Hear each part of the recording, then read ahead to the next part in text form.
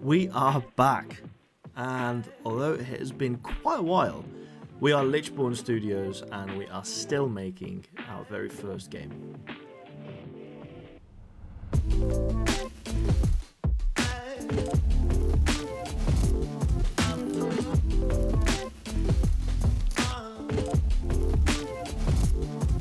Hello!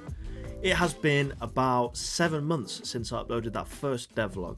And during that time, we've taken a fairly long break due to just life events, unavoidable things that happen to us all, but thankfully, nothing bad. But we've also made a lot of progress. So we've been back at it now for about 2 weeks, maybe 3. And in that time, as I said, we've made some pretty decent progress. We've adjusted some things, we've added some new things in, there's plenty to discuss. Taking a break has been really good though. It's enabled us to sort of come back with a fresh, almost renewed sense of purpose and vision. Neither of us come from a game dev, art or coding background, so since the beginning really we've been learning the whole way. Learning new ways of using C#, obviously new ways to script, learning new ways of using Unity, plenty of things that we've sort of learned and sort of improved on the way. So coming back off of our break has enabled us to firstly relearn Unity and C# because we forgot everything, but secondly tackle some of the mechanics in the scripts that we created pretty early on and maybe we weren't 100% happy with, and as I said, take what we've learned and sort of refresh them a little bit, freshen them up and sort of make them a little bit more optimized and just better basically. There's plenty left for us to do on the game, but there's obviously plenty of changes that we've made, as I mentioned. To name a few, we've added in a gold spawner for in-game currency, which can be used to use upgrade power-ups and not only upgrade them but buy them in the first place. We've implemented a slightly updated UI with a main menu, shop, etc. Shop being for the upgrades. We've added in enemies, obviously the aforementioned power-ups. We've removed walls at the sides of the screen and implemented a bit of a wraparound feature, which, if I'm completely honest, took a lot longer than I'm willing to admit, but it was completely worth it. It's really helped sort of raise the feel of the gameplay, and not only that, but increase the skill cap, the skill ceiling of the game, which has been really, really good. We're still terrible at it, as I'm sure you'll see in the gameplay footage that I'll provide in this video. But I'm not going to go over every one of the changes I've made so far in this video, purely because I don't want this video to be extremely long. So if there are any of the changes that I've mentioned that I don't cover in this video, please do keep your eyes peeled for upcoming devlogs. The next of which I think is going to be looking at the art. I'm a little bit biased because I did all the artwork myself, so I feel like I'll be able to give pretty good insight into sort of my logic and sort of my reasoning for why I made things look a certain way. So that'd be cool. That'd be pretty cool. Look for that pretty soon. But yeah, I think I've rambled on enough anyway, so let's get straight into some of the changes we've made. So the first change that I want to take you through is the addition of a gold spawner. Now this example on the screen is the use of a power-up, which basically just increases the amount of gold spawned at any one time. For the duration of the power-up. But the idea here with the gold spawner is to have gold spawn passively at the top of the screen and fall. The player then has to obviously collect the gold. There are 2 gems as well of varying gold amounts, which is TBC.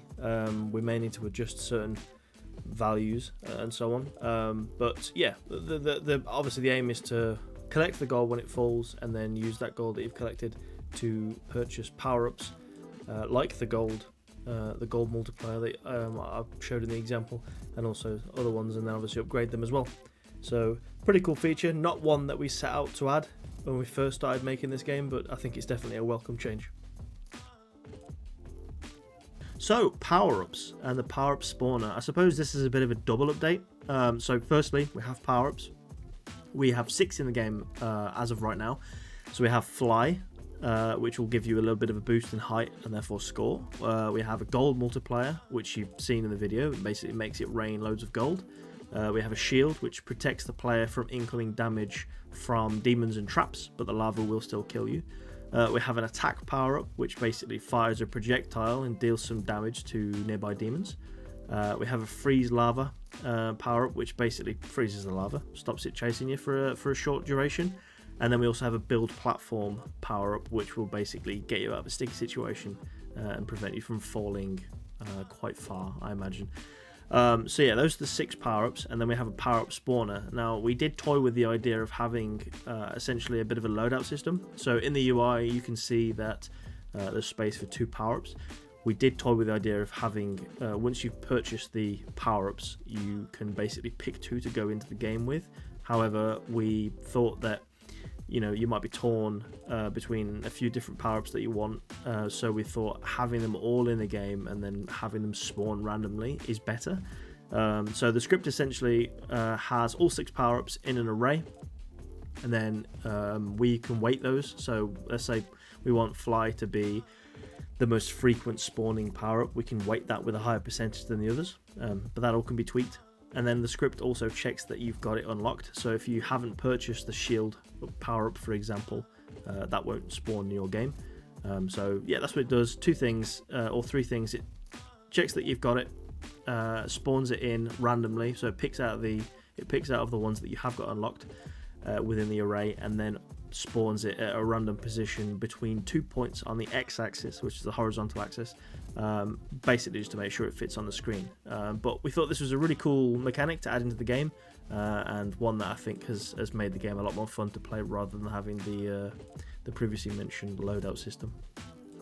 Well, I think that'll do it for this update. I don't want the video to be too long.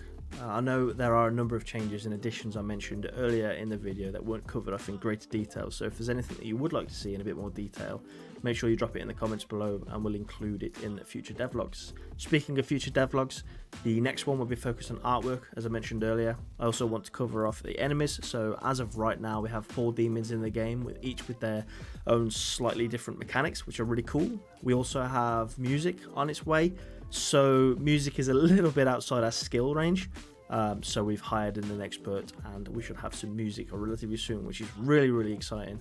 But I do just want to say thank you very much for watching and joining us on this journey. I know it's been a long time since I uploaded that first devlog video, but we do appreciate it, and all feedback is welcome. So if you have any feedback at all on the game, positive or negative, please do drop it in the comments below. The game is supposed to be fun. We want it to be fun for everyone that plays, for you guys to play the game and then say, that was fun. So feedback is really important, a part of that process, so we will read everything that you drop in the comments. But for now, thank you again for watching, and I'll catch you in the next devlog.